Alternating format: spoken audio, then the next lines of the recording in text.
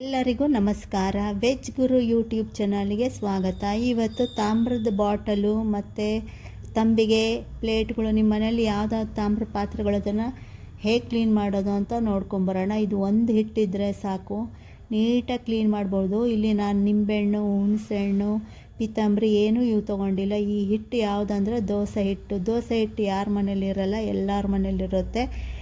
ಲಾಸ್ಟಲ್ಲಿ ಒಂದು ಸ್ವಲ್ಪ ಮಿಕ್ಕಿರುತ್ತೆ, ಆವಾಗ ಚೆಲ್ಲ ಬದಲು ಇವಾಗ ಈ ಬಾಟಲ್ಗಳು ತಾಮ್ರದ ಪಾತ್ರೆ ಇದ್ದರೆ ಹಚ್ಚಿಬಿಟ್ಟು ಯೂಸ್ ಮಾಡಿ. ತಾಮ್ರದ ಬಾಟಲ್ ಒಳಗಡೆನೂ ಒಂದೆರಡು ಸ್ಪೂನ್ ಹಾಕಿ ಸ್ವಲ್ಪ ಶೇಕ್ ಮಾಡಿಬಿಟ್ಟು ಚೆಲ್ಲಿದರೆ ನೀಟಾಗಿ ಆಗೋಗ್ಬಿಡುತ್ತೆ. ಇವಾಗ ಸ್ವಲ್ಪ ಅದು ಹಿಟ್ಟು ಹಚ್ಚಿ ಉಜ್ಜಿ, ಮೊದಲಿಗೆ ಬಾಟಲ್ ಹೇಗಿತ್ತು ನೋಡಿ, ಇವಾಗ ಬಾಟಲನ್ನು ಸ್ವಲ್ಪ ಹಿಟ್ಟು ಹಚ್ಚಿದ ಮೇಲೆ ಬೆಳ್ಳಗಾಗಿದೆ. ಇವಾಗ ಸ್ವಲ್ಪ ಸೋಪ್ ಹಚ್ಚಿ, ನಿಮ್ಮ ಮನೇಲಿ ಯಾವ ಸೋಪ್ ಇರುತ್ತಲ್ಲ ಅದನ್ನು ತೊಗೊಂಡು ಹಚ್ಚಿಬಿಟ್ಟು ಉಜ್ಜಿ ಆನಂತರ ನೀರಿಂದ ತೊಳಿರಿ.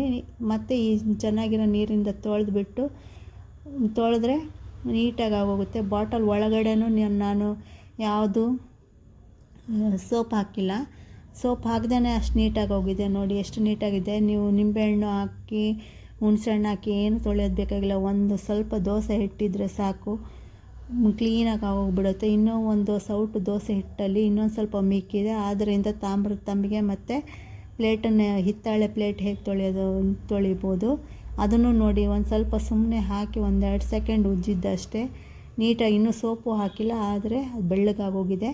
ಇವಾಗ ಲಾಸ್ಟಿಗೆ ಸ್ವಲ್ಪ ಸೋಪ್ ಹಾಕಿ ಉಜ್ಜಬೇಕಾಗುತ್ತೆ. ಇಲ್ಲಾಂದರೆ ಅದು ಬೇಗ ಸೋಪ್ ಹಾಕಿ ಉಜ್ಜಿಲ್ಲ ಅಂದರೆ ಅದು ಪಾತ್ರೆಗಳು ಬೇಗ ಕಪ್ಪಾಗಿ ಹೋಗ್ಬಿಡುತ್ತೆ. ಅದಕ್ಕೆ ಲಾಸ್ಟಲ್ಲಿ ಸೋಪ್ ಹಾಕಿ ಉಜ್ಜಿ ಆನಂತರ ನೀರಲ್ಲಿ ತೊಳ್ಕೊಂಡು ಬಟ್ಟೆಯಿಂದ ಒರೆಸಿಟ್ಬಿಟ್ರೆ 2-3 ದಿವಸದ ತನಕ ನಿಮಗೆ ಹಾಗೆ ಬೆಳ್ಳಗಿರುತ್ತೆ.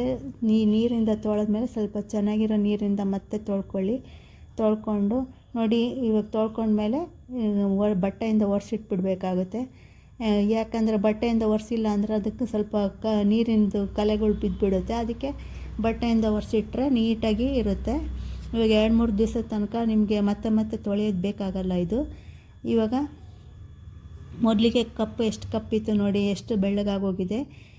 ಈ ಬಾಟಲು ಅಷ್ಟೇ, ಒಳಗಡೆನೂ ನಾವೇನು ಹಾಕೋದು ಬೇಕಾಗಿಲ್ಲ. ಆರಾಮಾಗಿ ದೋಸೆ ಹಿಟ್ಟನ್ನು ಯೂಸ್ ಮಾಡಿಕೊಂಡು ಕ್ಲೀನ್ ಮಾಡ್ಕೋಬೋದು. ದೋಸೆ ಹಿಟ್ಟು ಇನ್ನು ನಿಮಗೆ ಸ್ಕಿನ್ ಗ್ಲೋ ಬರಬೇಕು ಅಂದರೆ ದೋಸೆ ಹಿಟ್ಟನ್ನು ಫೇಸ್ ಪ್ಯಾಕ್ ಥರ ಯೂಸ್ ಮಾಡ್ಬೋದು. ಈ ವಿಡಿಯೋ ಇಷ್ಟ ಆದರೆ ಲೈಕ್ ಮಾಡಿ, ಶೇರ್ ಮಾಡಿ, ಸಬ್ಸ್ಕ್ರೈಬ್ ಮಾಡಿ.